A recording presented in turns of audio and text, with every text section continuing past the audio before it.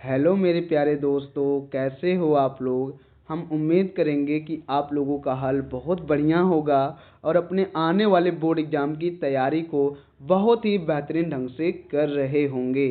आज मैं आप सभी को चंद्रशेखर आज़ाद के चरित्र चित्रण को कैसे लिखना है, जो कि ये मातृभूमि का प्रश्न है, वो तरीका मैं आप लोगों को बताऊंगा।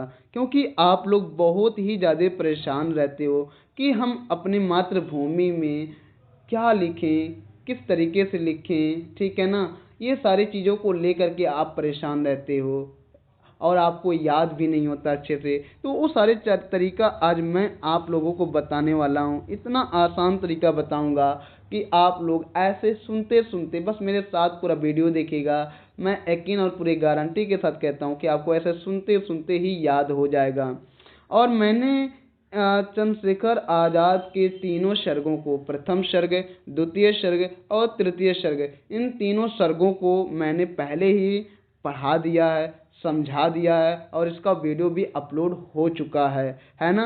तो अगर आप लोग उस वीडियो को अभी तक नहीं देखे हो तो उस वीडियो को आप सबसे पहले देख लीजिए, फिर आप इस वीडियो को देखिए, तब आपको पूरा कंप्लीट अच्छे से समझ में आएगा। ठीक है ना, मैंने वहाँ आपको पूरे डिटेल बहुत पूरे बेहतर तरीके से बता दिया है। ठीक है ना। तो चलिए बिना देरी किए हुए हम लोग चंद्रशेखर आज़ाद के चरित्र चित्रण को आने वाले बोर्ड एग्जाम में कैसे किस तरीके से लिखें, कितना लिखें कि हम लोगों को एक भी नंबर ना कटे और पूरे बेहतर से बेहतर नंबर मिल सके, ताकि आप लोग की तैयारी में कोई कमी ना रह जाए, है ना। चलिए सबसे पहले हम इसमें लिखेंगे कि महान देशभक्त। चंद्रशेखर आज़ाद हमारे एक महान देशभक्त थे। चंद्रशेखर आज़ाद के लिए भारत माता ही सर्वोपरि थी। मतलब उनके जीवन में सबसे जो पहले नंबर पर उन्होंने रखा था वो अपने देशभक्ति, देश प्रेम को रखा था। उन्होंने अपना घर बार त्याग दिया और देश को ही अपना परिवार माना। ठीक है, मतलब ये सारा अपने जो भी इनका घर परिवार था सब छोड़ छाड़ करके केवल एक क्रांति के आंदोलन में कूद पड़े थे कि भाई जो भी है सब कुछ मेरा, ये पूरा देश ही मेरा घर है, ये पूरा देश ही मेरा परिवार है। फिर आता है दृढ़ प्रतिज्ञा। ठीक है, दृढ़ प्रतिज्ञा, जो मैं बता रहा हूँ, जैसा मैं बता रहा हूँ वैसे ही लिखना है आप लोगों को। उन्होंने कसम खाई थी कि वह जीते जी अंग्रेज उन्हें छू भी नहीं पाएंगे।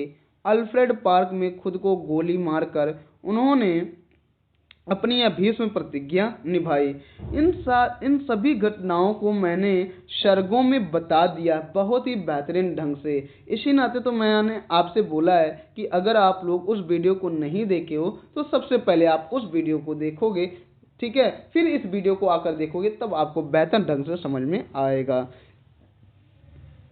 मैं उस वीडियो का लिंक इस वीडियो के डिस्क्रिप्शन में भी दे दूंगा। उन्होंने दृढ़ प्रतिज्ञा किया था कि भाई जीते जी मैं कभी भी अंग्रेजों के हत्थे तो नहीं आऊँगा, ना ही अंग्रेजों के जेल में कभी जाऊँगा, चाहे जो हो जाए मैं ऐसा कभी नहीं होने दूंगा।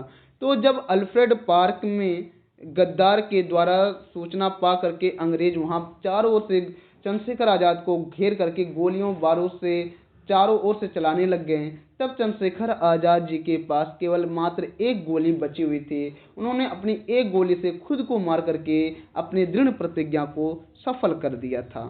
तो यहाँ पर है कुशल संगठनकर्ता, मतलब वो संगठन या यूनियन बनाने में बहुत ही ज़्यादा कुशल थे।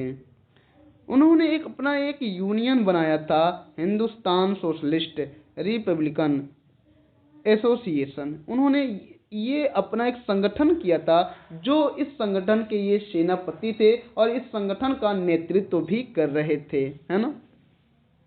भगत सिंह, राजगुरु, सुखदेव जैसे क्रांतिकारी उन्हें अपना बड़ा भाई और मार्गदर्शक मानते थे, है ना। जो इतने भी और क्रांतिकारी थे चंद्रशेखर आज़ाद जी को हमेशा बड़े भाई के रूप में ही देखते थे। फिर आगे लिखेंगे भय मुक्त और साहसी। चंद्रशेखर आज़ाद जी जो जो थे वो काफ़ी ज़्यादा भयमुक्त थे, मतलब उनको डर कभी लगता ही नहीं था। वो हमेशा निडर थे और साहसी में तो बहुत ही अधिक साहसी थे। 15 कोड़े खाते समय भी उनके चेहरे पर डर नहीं बल्कि मुस्कान थी। वे शेर की तरह दहाड़ते थे, मतलब उनकी जो आवाज़ थी, जो गर्जना थी, वह एक शेर की भांति थी। क्यों ना ही हो, क्योंकि एक सच्चा सपूत जो थे। सादा जीवन उच्च विचार। क्रांतिकारी होते हुए भी वे एक साधु जैसा जीवन जीते थे। उनके पास केवल उनकी पिस्तौल, बमतुल बुखारा और देश के लिए प्यार था, है ना। मतलब उनका जो जीवन था ना, वो बहुत ही सादा गोदा था, ज़्यादा कुछ वो नहीं था, झलक वलक नहीं था भाई, ठीक है ना। तो इस तरीके से आप लोग अपने आने वाले बोर्ड एग्जाम में चंद्रशेखर आज़ाद के चरित्र चित्रण को इस तरीके से लिखेंगे, ठीक है, और आपको पूरे के पूरे नंबर मिल जाएंगे। अगर आप लोगों को किसी भी चीज़ में, किसी भी सब्जेक्ट में कोई दिक्कत हो तो आप लोग कमेंट में ज़रूर बताइएगा।